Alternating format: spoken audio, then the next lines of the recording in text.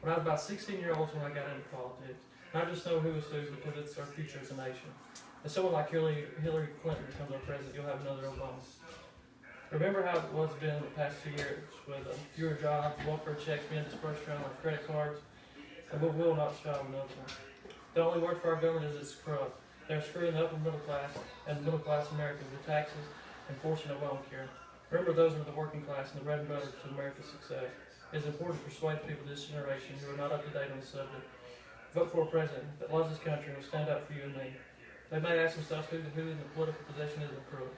How to answer this question? His name is Senator Rand Paul. He has stood up for the American citizens repeatedly, trying to protect us from our government foes, and now it's our turn to repay his efforts. Today, I'd like to persuade you to vote for Senator Rand Paul because of his positive impact he's had on our government and the American people since he was elected in 2010. Paul was elected as a Kentucky senator, and Cincinnati has done amazing things to fight for our rights as a United States citizen. In 2016, the Obama administration finally gone, and this is why we should vote Rand Paul as our next president. In March 2013, Paul stood up against the nomination of John Brennan as the head of the CIA. Remarkably, Senator Rand Paul filibustered at the Senate floor for 13 hours.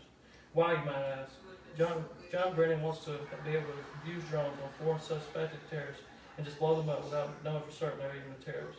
Not only he had got some information from Attorney General Eric Holder, who feels the administration may have the ability to use drones on American citizens if the threat is imminent to terror on American soil. Not only is it wrong, it's unconstitutional. Here's the open statement Rand Paul's filibuster in 2013. I rise today to begin the filibuster of John Brennan's nomination for the CIA. Paul said that about 11:47 a.m. I will speak until I can no longer speak. I will speak as long as it takes, until the alarm is sounded from coast to coast our Constitution is important. That your rights of trial and jury are precious. That no American should be killed by a drone on American soil without facing charge of the crime. Without being first found guilty by court. That Americans could be killed in the cafe in San Francisco or a restaurant in Houston, or in the home in Bowling Green, Kentucky is an abomination. It's something that should not and cannot be tolerated in our country. Paul goes on to say, necessarily the president will not abuse the power, but no president should have the power to kill anybody anytime he wants on American soil. If that doesn't spark the imagination of why I should be president, I don't know what will. But I'm going to tell you about Rand Paul and his stance against government using force against citizens. He's also against big government trying to rule every aspect of American life. The Obama administration has passed the Patriot Act in 2001, which was taken away from the Fourth Amendment, which is the right to privacy. It reads that it prohibits unreasonable search and seizures that requires any warrant to judicially sanction and support by probable cause. Now, under the Patriot Act, they think you might be some kind of terrorist or threat of anything. They'll wipe out your phone and keep track of your bank records. They even know the magazine you're reading that you purchased online. They have looked at over 1.6 million text messages and listened to 800,000 hours of audio. And it's wrong. And Rand Paul is standing up once again for you and me by defending the Fourth Amendment and prove once again it needs to be our next president. Obama administration won't stop there, though. Once Obama strikes with a line of Affordable Care Act, he's also known as for Obamacare, another unconstitutional act that's forced upon without our consideration.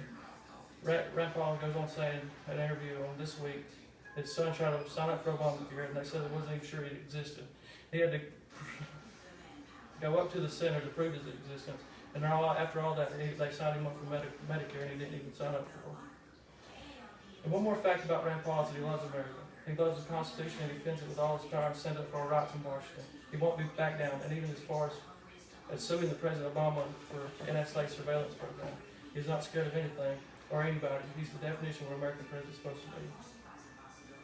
Finally, the career of Rand Paul has been an exciting one. He stood up for the American people and made a statement of all Congress he won't stand with unconstitutional decisions. Senator Rand Paul has repeatedly showed his love for the nation and not only talks about, he walks the walk for all Americans and their freedom. If you don't think Rand Paul is the man the country needs right now, you're wrong, unless you want a police state nation or another American revolution. Because if you're like me, you will stand up for what you believe in, even if it takes your last breath. This country was founded with men like Senator Rand Paul, and he will proudly fight for your liberty and your freedom. We give the people of America should stand for the Rand 2016 presidential election. Remember what Patrick Henry said in 1775, give me liberty or give me death.